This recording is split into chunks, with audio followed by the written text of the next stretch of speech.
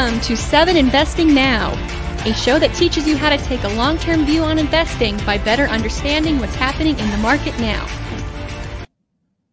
Good afternoon, 7 investors, and welcome to a special July 2nd, 4th of July weekend edition of 7 Investing Now. My name, of course, is Daniel Brooks Kline. I'm the host of the program, but not so much today. Anirban Mahanti is going to join me, and he's going to sort of sit in the hosting role. We're doing something a little special here. We're doing 5 steps to financial independence. Why are we doing this on an investing show?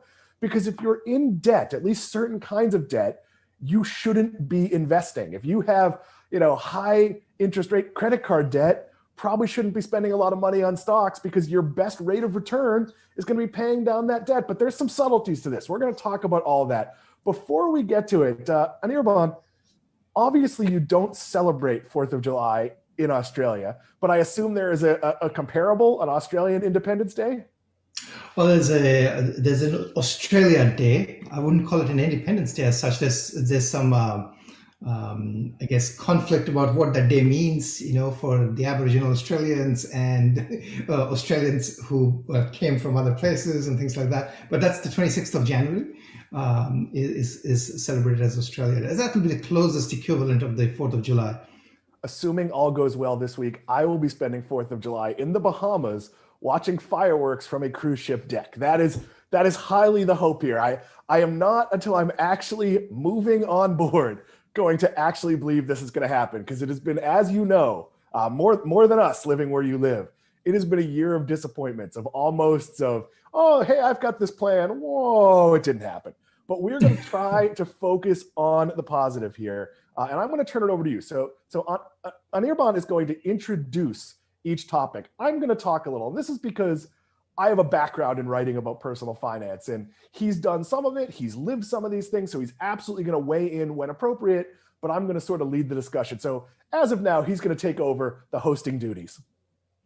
Thank you, Dan. Thank you for letting me host. This is a new thing for me to do. So how does it feel being on the other side of you got to remember, channel? I was on the other side. So for 4 years, I was a podcast guest at our former employer, and admittedly, I talked more than most guests, but they didn't let me host until there was a live video channel. So I have actually way more experience as a guest than I do as a host, though I think I've hosted something like in the thousands of shows over the past 15 months. So I've gained that experience pretty quickly. And obviously I came up in high school and college as a host, but even like when both of my books came out, I did hundreds of radio interviews. So lots of experience being a guest. And frankly, sometimes I enjoy being a guest more because you don't have to worry about things all that much. But let's kick off the show here.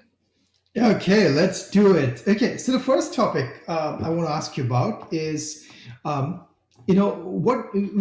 we would tell people that, we should know where we stand, right? We should know, basically we should know what our, household budget or our personal budget looks like, or personal balance sheet looks like, right? Do you want to talk about that first? Yeah, it's really important when you start this journey to do the basics, and that's make a simple budget. So what's a budget? A budget is how much money is coming in versus how much money is going out. And some of those things you have to guess because, not every cost is fixed. I live in a place where it goes from very hot to really, really hot, and my electric bill goes up accordingly. But when you make a budget, I always make negative assumption budgets. So you should assume some amount of money each month for like car repairs, even though you're not going to have car repairs every month. But the big number is what's coming in. That's important. And for most people, that doesn't fluctuate all that much. It can fluctuate with pay schedules. My wife gets paid on the 1st and 15th, so her check is not always the same because there's not always the same amount of days in between those periods. I pay myself on that schedule as well, but I pay a fixed amount each time. So we know more or less how much money is coming in. So that's number one. Then you need to look at the big ticket, what's going out. The biggest one for the vast majority of people is going to be your rent or your mortgage. After that, it's probably a car payment. It could be a student loan or something like that. It could be some other form of debt. And then realistically, you have your bills that you can sort of figure out roughly what you pay. What's your electric? What's your cable? What's your streaming services? Then you have to be really honest with yourself about your grocery budget, your entertainment budget. I know when my wife goes to the grocery store most weeks, it's somewhere between $160 and $220, depending on whether like I need her to get me artificial tears or whatever, thing that might drive the cost up, but if you're buying a couple of bottles of wine a week, you got to put that down. If you're going to dinner a couple of nights a week, you have to be very realistic. And I say negative assumption because you always want to assume that you're spending a little more than you are. Because if at the end of this, what happens is you have excess money, well, that's fine. That can go in your investing account. So if you're in a situation where you have more money coming in than is going out, then you're in a good position. Now, you also want to understand your debt. So let's pretend you have a few $1,000s in credit card debt at 22% interest.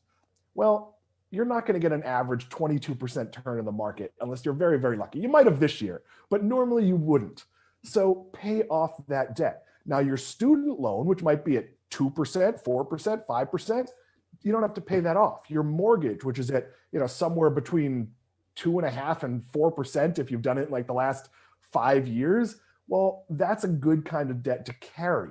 So there are things that you don't have to pay off. Your car loan, which could be anywhere from 0 to much higher than that, there's no benefit to paying a car loan off faster. You still pay all the interest.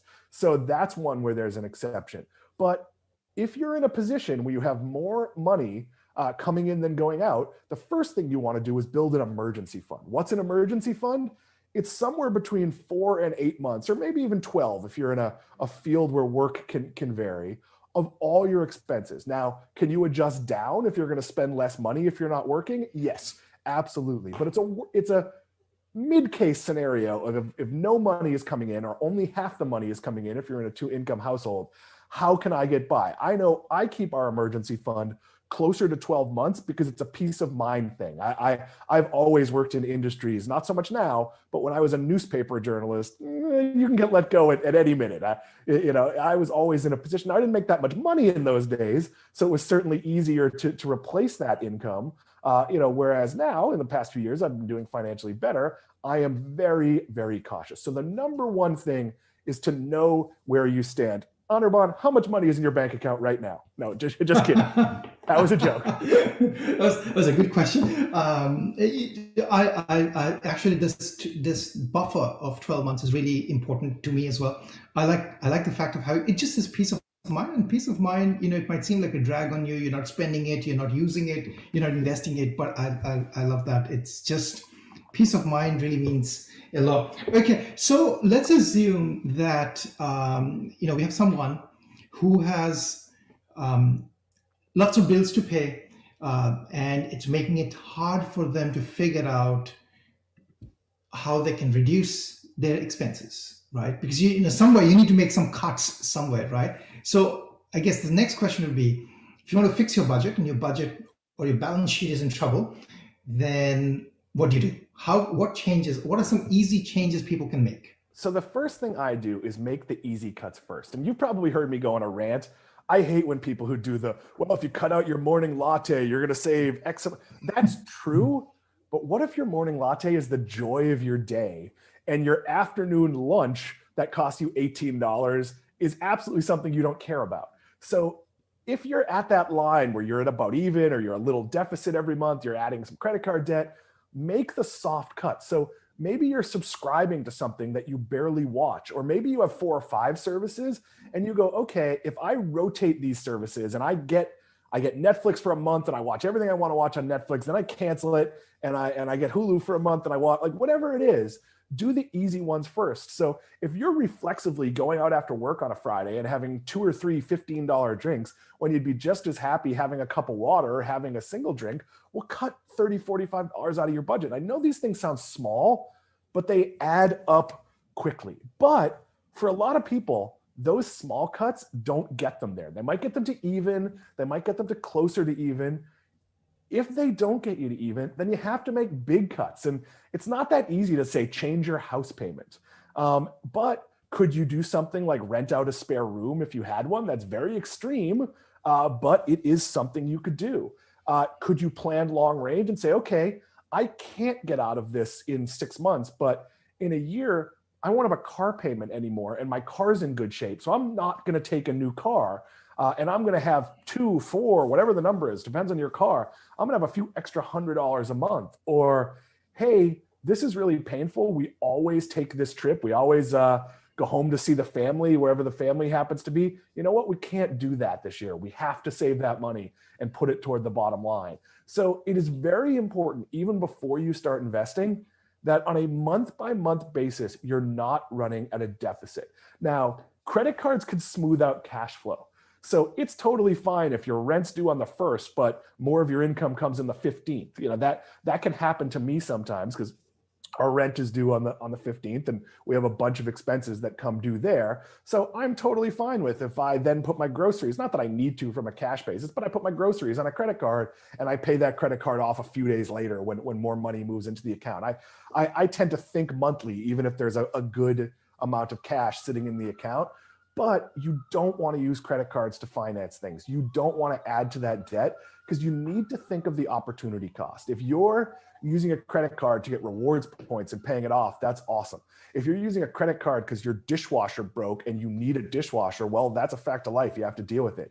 If you're using a credit card to go on your fabulous vacation and it's going to take you 2 years to pay it off, that is a terrible idea. Don't do that. So you need to make the changes as you see them, but you do need to make them. Excellent. I love those. This depends on place to place, but for us here in Australia, one of the things that I suggest to people is shop around for utilities. Shop around because if there's competition in utilities, competition for your gas, electricity, internet, mobile, sometimes you can actually get a good deal. The one thing I was going to add is, this bogs my mind down sometimes, but I think that we have a propensity as human beings for new stuff, right? Big, shiny new things. And one of the things that actually people don't realize that costs a lot of money is a new car, right? And given that vehicle reliability is so good these days, like you can buy pretty much any brand. I don't care what brand it is. You buy a brand, you should be able to use it for like 8-10 years, pretty much without any problem, right?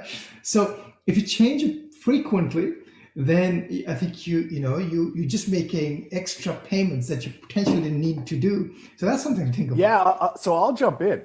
I've never bought a new car, never. I actually recently bought the oldest car I ever owned. I traded in my 2016 Nissan Versa for a 2014 Prius. Now, Toyotas have an incredible track record of longevity, and I read an article in Consumer Reports about how long the batteries last on the Prius, and basically it's 20 years, nothing I have to worry about. And why did I do it? Because the savings in gas to me was meaningful and really exciting. So it used to be, and this is very anecdotal, but if I went to our house in Orlando, I would have to fill up the tank of the Versa, which is only a 10-gallon tank, so it's a small tank. I'd have to fill it up pretty much right away the next morning or like right at dinner when I got there. Now with the Prius, I could actually drive there and home if I didn't do a ton of driving while I was there. I get gas like once a month if I'm not doing that trip, if that, and I'm probably saving $100 a month. And I know that sounds small, but it was time to get a new car. My car was I don't want to say wearing out, but getting to the point where the delta of trading it in wasn't going to make sense anymore. And capitalizing on something that saves you money. But you're absolutely right. There are things you could shop for. If you take one of the not major cell phone providers, you can get much cheaper service. Now you're trading off in customer service, you're trading off in having the latest phone. But in most cases, I'm not a great example here. With the car, I'm a great example. With gadgets, I get a new iPhone every year. I say it's for work, but I get a new Mac every 18 months to 2 years. So there are areas where I am not a great example. We've talked about this. You mentioned using your Nespresso this morning. I own at least 3 Nespressos and none of them are plugged in at the moment. Because I don't drink hot coffee and I keep buying hot coffee makers. So I'm not always a good example, but I am lucky that I'm at the point that wasting $100 or $200 a month on gadgets is generally not a fatal flaw. There are certainly points in my life that buying a paperback book that I wasn't going to read would have been a big mistake. But it is really important to control and understand your finances. When I buy something dumb, I know I'm buying something dumb. Yeah, absolutely. That's a great point. Love that. Okay, we'll move on to the next point. You've talked about this already. So you've talked about basically credit card debt, and credit card debt could range from 22%. I think as high as 28%.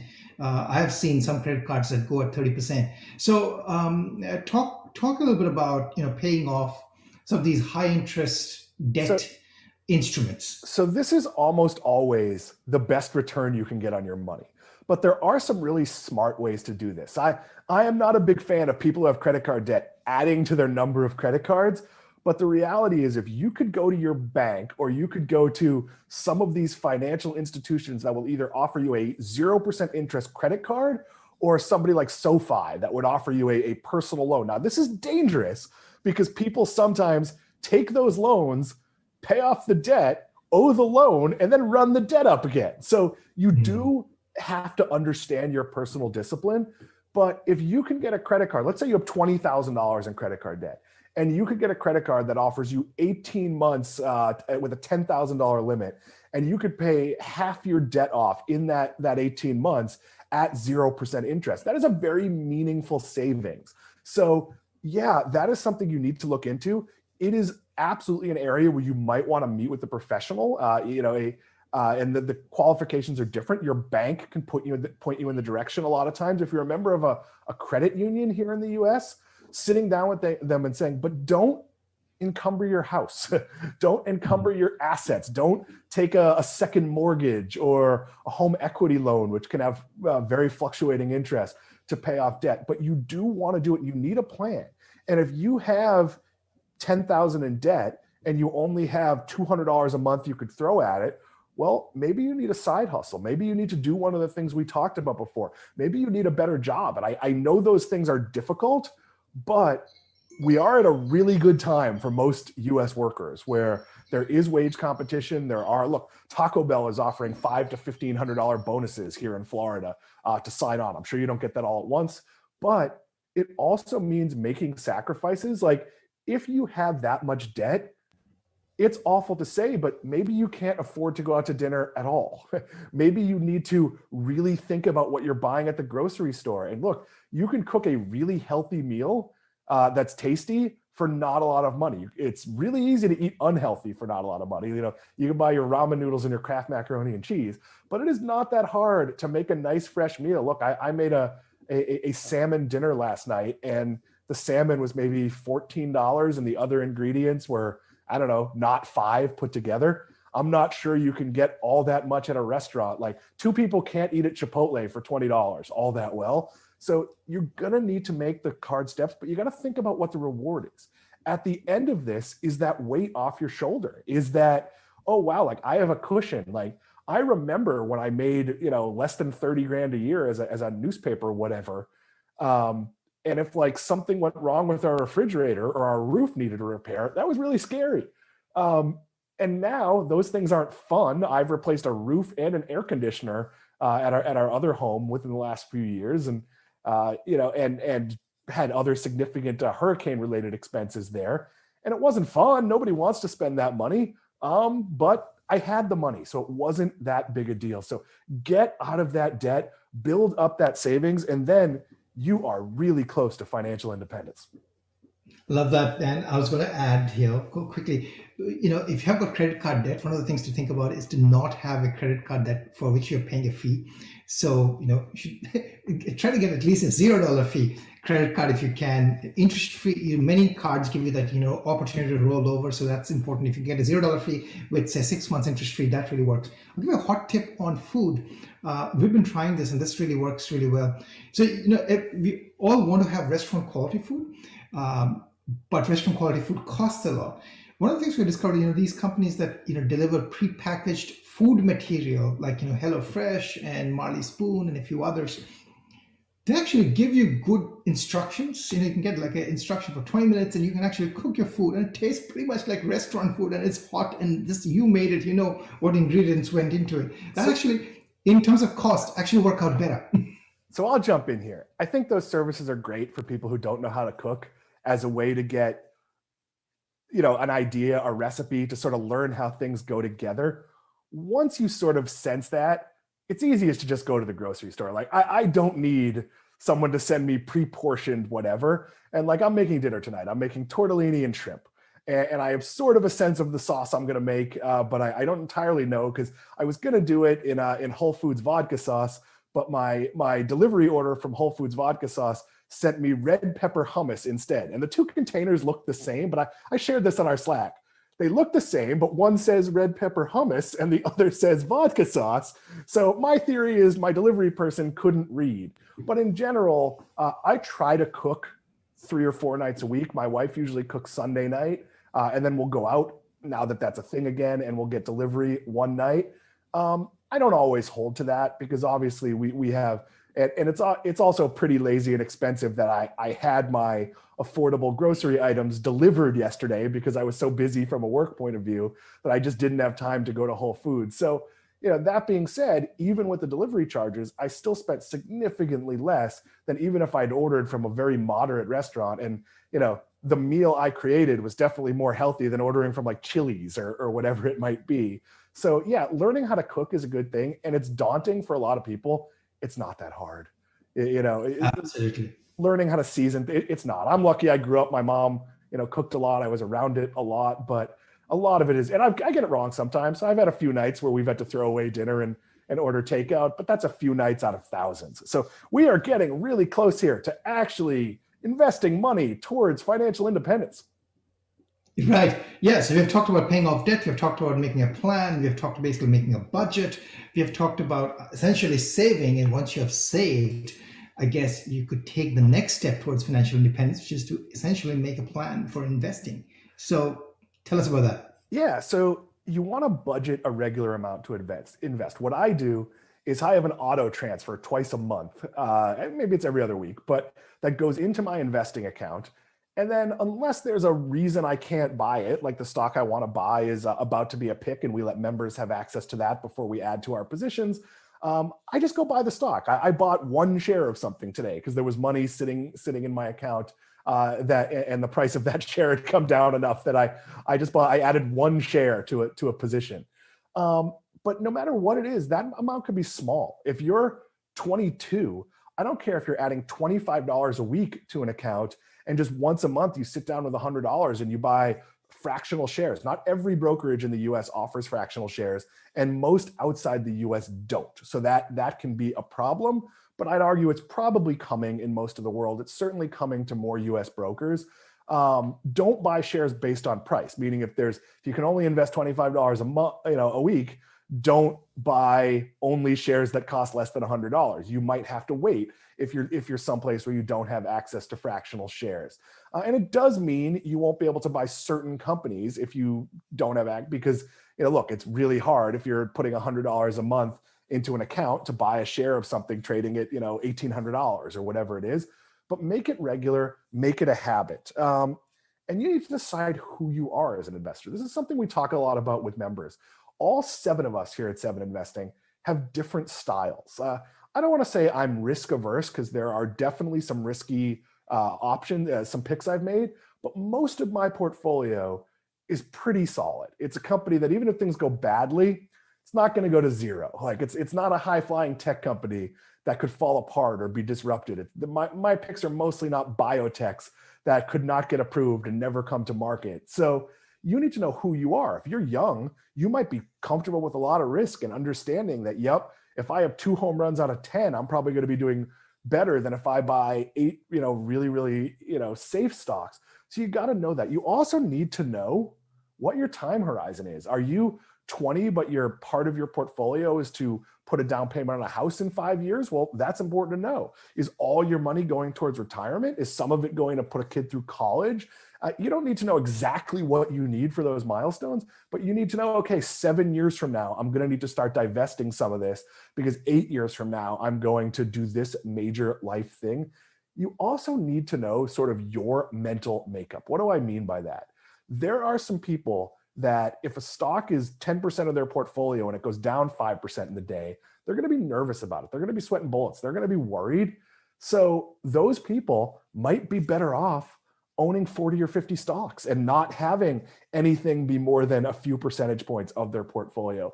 Other people, and I think you and I both fall into this, if something grows to a large position in their portfolio, I'm not going to trim it if I still believe in the company. I may not add new money, but I'm generally not going to cut, but that's entirely up to you. So you really need to understand it.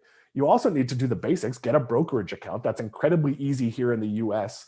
I would recommend going with like a Schwab or a TD Ameritrade and not a Robinhood, simply for customer service, and that they're going to be there. And many of your big banks are also now offering it. I'm a big fan of separating your checking account from your investing account. I don't think that's a great, it's too tempting if a good buy comes up, if the two are linked. I think you want to have that. It takes time to transfer money, but that is a personal choice.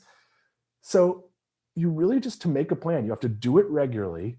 You have to know what you're investing for. And that can be very broad. I have no idea what retirement looks like. I can't imagine there's a time I won't ever work, but I know there's going to be a time where I want to put my feet up more and I want to not make as much money. So that's kind of my long-term horizon investing goal. Now, I don't think I will take any of the money out of my portfolio for anything other than what I do in my 60s or 70s or whatever it is, because we're lucky. We have some cash. We own an investment property. We have a source of a down payment if we decide to buy back into the real estate market. But you really need to understand, because it's different for everyone. And it's also, and this can be tough, you're married, I'm married. You actually need to make sure your goals align with your spouses, or if they don't, that you can understand how to bring them together. Now, I'm in this space and my wife isn't, and I don't think she cares or knows. She just, she has the nonprofit version of a 401k at work. It's well funded. It'll be a nice source of income, 30 years from now. But for the most part, if I try to talk about our portfolio, her eyes roll. So I will tell her things like, yes, we regularly invest X amount every month. Yes, our holdings are this amount up. And yes, my 401k, which is sort of self-funded, is growing and in a good position. And I hadn't had one for all that many years because I haven't worked a traditional job in a very long time. So there is that transparency. And to a point, I discuss it with my son because college might be an issue, and where we live and why we do and don't do certain things. And we've talked about this in other shows, but like, I might sit down and say, okay, like we can renew our Disney World tickets, but that means we can't go to California this year. Like those discussions have to happen, and they can be very uncomfortable. And then we get to the fun part. Number 5, this one's short. This is not going to take a lot of time. In fact, you introduce it. I'm going to say a little thing, and then you can explain in more detail. Buy stocks. How do you buy stocks? So you have a plan. Now you buy stocks. And once you buy stocks, the missing ingredient is time. You have to wait. It is not buy stocks, see that my stock has gone up 20% in 6 months and sell and try to find the next thing. That's exhausting. We are buy and hold investors. What does that mean? It means that most of the companies we buy, we have a thesis for buying them. So if you're a 7 Investing member, you get access to our picks. And in our recommendation, we tell you this is why we're buying it. And we periodically, as professional investors, we will check and say, hey, this company I follow, I own a piece of, are they still doing the things that made me like them? And if they're not, well, then we might adjust. And in theory, personally, or we could tell our members to sell. That's never happened. And I'm not saying it's never happened in my investing history, but in general, most companies do stay the course. Now, earlier stage companies and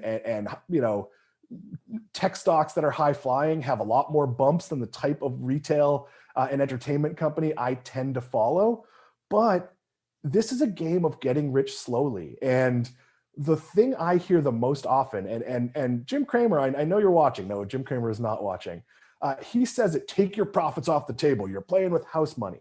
All that does is cost you money. When you trim your winners while they're winning, that makes no sense. Like you don't now, if you look at your portfolio and you see I have money here, and I really feel like some of that money would be better invested here, well, sell some and move to another place. But the reality is you should not be taking profits off the table unless you fundamentally believe that that company has stopped growing. And historically, it's wrong. Like how many people sold, companies, I don't know where Netflix trades now or Apple, but sold them at 2% their current value because they can't possibly be worth any more. And then they've seen them, 10 bag in 2 years. Like winners win. And that's something that's very hard to deal with. I put new money into new things. I don't generally, and again, we've talked about this with retail. If I say this chain can get to 2,000 stores and then they would need to do something else to continue growing, and they get to 2,000 stores and they're going to focus more on being a business than being a growth company, well, then at that point, maybe my thesis played out. But I've never had that happen to me. I've never seen a good company not find a new area to invest in or to expand. And yeah, even your biggest companies, your Apples, when you could look and say, wow, like Apple TV or headphones or whatever would be really big divisions of other companies. And for Apple, even like the Apple Watch is like essentially a rounding error in their business. But over time, they're piling a bunch of this stuff together and they figure out how to move the needle and grow. So as an investor, you have to actually buy stocks, and that can be a difficult trigger because we all know no matter how bullish you are in a company, you can always find the bear case and use that as a reason to not buy. I am very guilty of this. There are some really good companies, some picks I've made here at 7 Investing that because when I wasn't a professional stock picker, when I was more of a writer, analyst, and host, as a host, you have to really give both sides and you have to sort of play up the bear angle along with the bull angle. And yes, just because you understand the bear angle doesn't mean you don't believe in the bull angle. Anirban, I'll give you the last word on this one. Okay, so here are a couple of things I'll add. So you've already talked about this, the bear angle and the bull angle. One of the things that happens quite often is it's very easy to sound smart with bearish comments, right? So, and then our mind gets very used to and gets, it adapts to this bearish angle and says, okay, well, this is, going to happen. And therefore I need to probably, get out of the stock. So I think what you said, buying long-term is really important. And another analogy I think about it is, you want to get into company, buy it, and then you want to reduce what I call forced errors, right? So we're trying to figure out when to sell. That's an additional decision that you have to make. And if you avoid it, actually you're better off because you're not having to make that decision. So putting your money into something else is actually a much better idea if you're not comfortable. But getting out because you think you can figure out this is a good time to get out. I mean, again, there will be many times when, the Netflix stock probably went down for some reason because they're not going to have any subscriber growth or because Disney Plus is going to kill them. Those things don't happen, right? I mean, if you've got a good company, as you said, the winners keep winning. So I think it's important. Know yourself is really, really important. I think actually what we talked about today, a big thing is know yourself, right? If you know yourself, then you can figure out what changes you need to make. And then once you decide what changes you can make a positive impact on yourself. And that's really, I think, the key. So should I hand it back to you, Dan? Let's hand it back to me. So this was a very special show. Happy 4th of July. We're not going to do a finisher today. The goal was to make this sort of something different. If you'd like to get in touch with us, that is info@7investing.com. I don't have the graphics to put up. We're taping this in a totally different format than we usually do. If you want to talk to us on social media, we are at 7. That is the number 7 investing. We're all going to be out of pocket for a couple of days, though. We're pretty online. I'm sure even on a cruise ship, I will be checking Slack and my email and Twitter and those sorts of things. But for Anirban Mahanti, for Sam Bailey, who's going to be running this live and putting it all together, thank you, Sam. I appreciate it. This is the first live show I won't actually be here for. And then we will see you not on Monday, because Monday is the 4th of July holiday, even though it's actually July 5th. We will see you on Wednesday. Thanks for watching.